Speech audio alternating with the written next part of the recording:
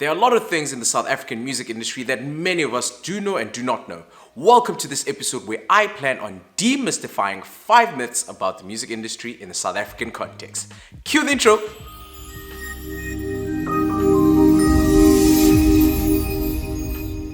What's up? It's your boy Scale from ScaleMusicSA.com and welcome to my channel where I share information with my fellow South African musicians to help them improve on their music business. If this sounds interesting to you, please do consider subscribing as I do have other videos I think you'll find informative. In this video, I plan on demystifying and debunking 5 myths with regards to the music industry and being a musician. The very first myth, you need to be signed to a record label or a publisher in order to succeed in music.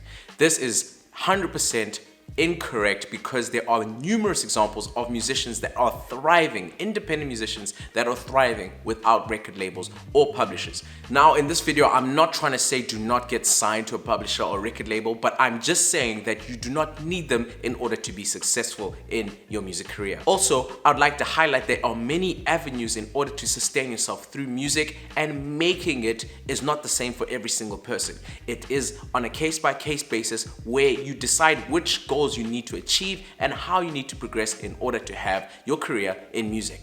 Obviously, you want to weigh that to your strengths and weaknesses and then accommodate those in order to achieve those goals, but you do not need a record label in order to be successful in the music industry. Myth number 2, you need to go to music school or sound engineering school in order to be successful in music.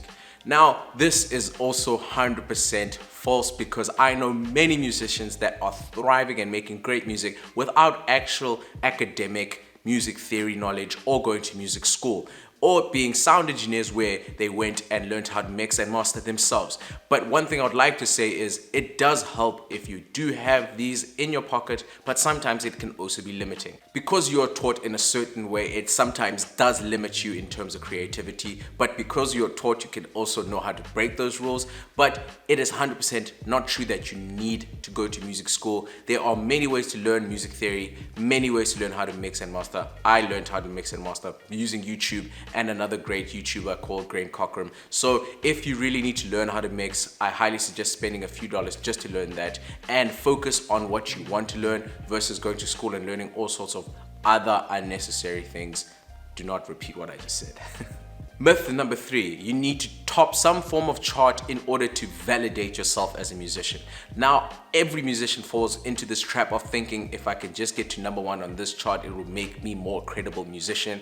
I remember there used to be a platform, Reverb Nation, and then at the time, I think it was 2009 or whatever, revealing my age now. But anyway, that every musician was trying to get number 1. This was the objective of the music hustle, just to top the charts. And at the end of the day, it actually did not achieve anything. It wasn't even remotely marketable because no one actually values those charts. So what I'm saying is you do not need to be topping anything in order to validate that you are a musician. What you actually do need is good music and people to be consuming your music. So that is what you should be focusing on. Making good music and getting your good music to consumers that want to listen to your music. Myth number 4, CDs are dead. This is actually something I thought myself that CDs were dead, but recently I actually looked at my last 3 or 4 years, last 4 years, and I was looking at the financials to see where I made money, how I made it, and how can I repeat the successes in the last 4 years. The first one was obviously getting more royalties through SAMRO, but that is 100% linked to music, making your music.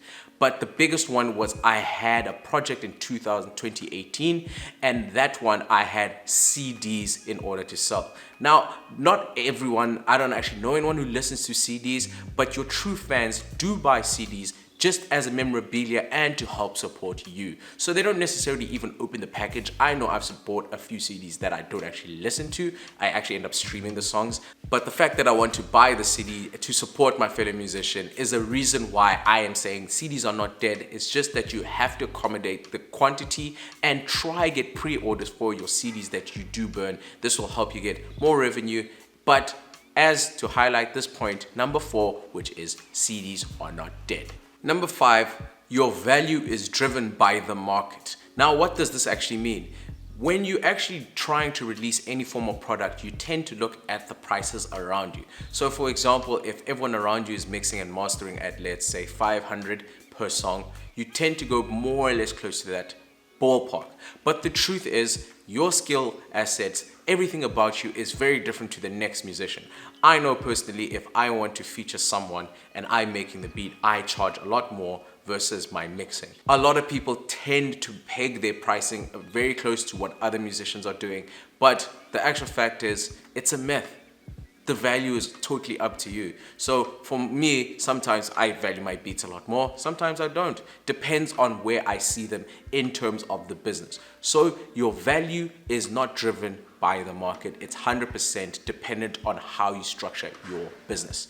That concludes this video, and I hope you find it informative. And if you did, please hit the thumbs up. Don't forget to subscribe, as I do have other videos I think you'll find informative. I'd also like to remind you that I have a WhatsApp group, the link is in the description below, where I share information with my fellow South African musicians to help them improve on their music business. But that concludes this video, and until next time, Skilligan the Hooligan, signing out.